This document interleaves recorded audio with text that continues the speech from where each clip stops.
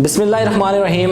Dreamland marketing की जानिब से उबैद हसन आपकी खिदमत में हाजिर है। नाज़रीन, आज इस वीडियो को बनाने का मकसद ये है कि आपको इस चीज़ से आगाह किया जाए कि कमर्शियल टाइप जो इन्वेस्टमेंट है, यानी कमर्शियल जो प्रॉपर्टी की इन्वेस्टमेंट है, वो एज़ कम्पेयर टू रेजिडेंशियल जो इन्वेस्टमेंट है वो क्यों बेहतर है। नो डाउट जो रियल स्टेट की इन्वेस्टमेंट है वो एक फ़ायदेमंद इन्वेस्टमेंट है, लेकिन इसमें जो नुकसान का अंदेशा होता है, ठीक है, उसका ख़तरा भी लोगों को होता है कि हमें कहीं नुकसान ना हो जाए। इसके लिए जो इन्वेस्टर हजरात हैं, ठीक है, उन्हें इस वीडियो को आखिर तक देखना होगा ताकि उनके माइंड में जो सवालात हैं वो दूर हो सकें। जो हमारे इन्वेस्टर हजरात हैं उनके माइंड में सवालात आते हैं कि कमर्शियल प्रॉपर्टी एक बड़ी प्रॉपर्टी होती है, इसमें इन्वेस्टमेंट भी ज़्यादा होती है, तो फिर इसको सेल कैसे किया जाए। तो इसके लिए सबसे पहले जो उन्हें इन्वेस्टर हज़रात को चेक करना चाहिए वो उन्हें मार्केट रिसर्च करनी चाहिए।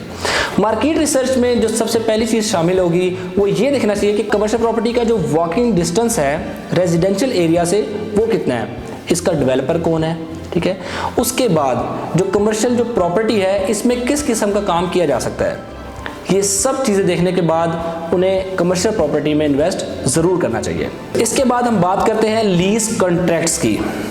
तो अगर हम लीज कॉन्ट्रैक्ट्स में रेजिडेंशियल प्रॉपर्टी को कमर्शियल प्रॉपर्टी से कंपेयर करते हैं तो रेजिडेंशियल प्रॉपर्टी में मैक्सिमम लीज कॉन्ट्रैक्ट होता है 1 से 2 साल का। उसके बाद दोबारा से ओनर को अपने लिए कोई किराएदार वगैरह इस तरह ढूंढने पड़ते हैं, फिर मार्केट में जाना पड़ता है। इसके बरक्स जो हमारी कमर्शियल प्रॉपर्टी है, यानी कि हमारी कमर्शियल प्रॉपर्टी को अगर हमने लीज पे देना है तो उसके लिए मैक्सिमम जो टाइम पीरियड होता है वो 10 से 15 साल का होता है।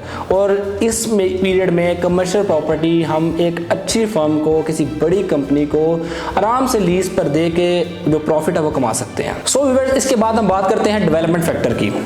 अगर कोई भी सोसाइटी जो बनती है और उसमें आप इन्वेस्टमेंट करने जा रहे होते हैं तो आप ये नोटिस करते हैं कि सोसाइटी का जो 80 to 90% एरिया होता है वो रेजिडेंशियल प्लॉट्स के लिए फिक्स होता है, जबकि 10 to 20 या 10 to 15% जो एरिया होता है वो कमर्शियल प्रॉपर्टी के लिए रहता है। और इस बात का अंदाज़ा भी लगाया जा सकता है इजीली वहाँ विजिट करके, जो कमर्शियल प्रॉपर्टी होती है उसकी जो लोकेशन होती है वो इंतहाई प्राइम लोकेशन होती है।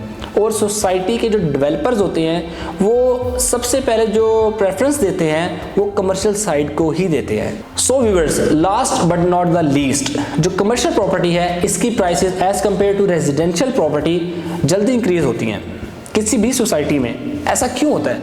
जैसा कि मैंने पहले पिछले जो फैक्टर है डेवलपमेंट फैक्टर, उसमें मैंने आपको बताया कि जो सोसाइटी है उसमें 10 to 15% एरिया कमर्शियल प्रॉपर्टी को दिया जाता है और एक प्राइम लोकेशन पर दिया जाता है, जिसकी वजह से एक पोजेशन भी जल्दी मिल जाता है। और ये लिमिटेड अमाउंट में प्लॉट्स होने की वजह से और एक प्राइम लोकेशन होने की वजह से इनकी जो प्राइसेस हैं वो as compare to residential plots जल्दी इंक्रीज होती हैं। So viewers, I personally recommend all of the investors to invest in commercial property as Dreamland Marketing Islamabad brings you the most awaited project in G9 Workers Karachi company with the name of Center 9। So viewers, अगर आप centre 9 के हवाले से मज़ीद मालूमात लेना चाहते हैं तो नीचे दिए गए नंबर्स पर रब्ता कीजिए या हमारे ऑफिस को आज ही विजिट कीजिए।